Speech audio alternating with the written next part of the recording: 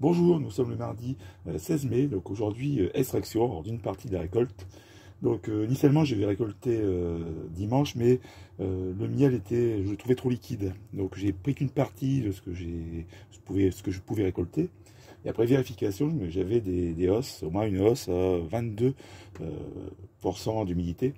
Donc depuis dimanche, il y a le déshumidificateur qui fonctionne et je suis arrivé à un pourcentage autour de 18-19 sur une partie du miel. Donc ça, voilà, je l'ai isolé. Et donc là, j'ai une autre partie du miel, c'est pour celui-là vient de la maison. Et on peut déjà remarquer une chose sur le cadre, il n'est pas très beau parce que je ne sais pas ce qu'elles ont voulu faire à ce niveau. On a l'impression d'avoir des cellules de mâle. Bon, pourtant, c'est un cadre de haut, c'est toujours une grille à reine. Mais elles ont effectué des constructions un peu anarchiques et c'est pas très sympa.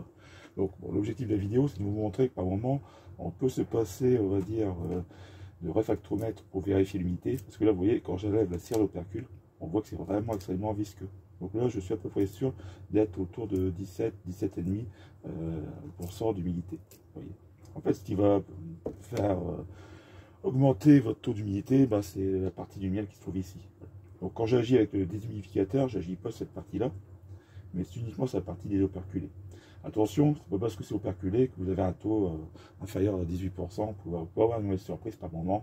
Donc souvent, on vous dit de bien faire attention, de toujours vérifier quand même après la récolte et après l'extraction si vous êtes dans les...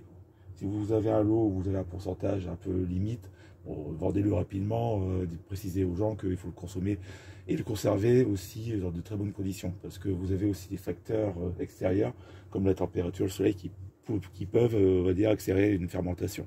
En principe, la législation impose de ne pas dépasser les 20%, mais bon, le mieux c'est d'être quand même entre 17 et 18. C'est vraiment le taux optimal. Après, il faut vraiment faire attention à la conservation et le conserver souvent à l'abri du soleil et puis au frais. Donc voilà pour la petite vidéo et bon, bonne récolte.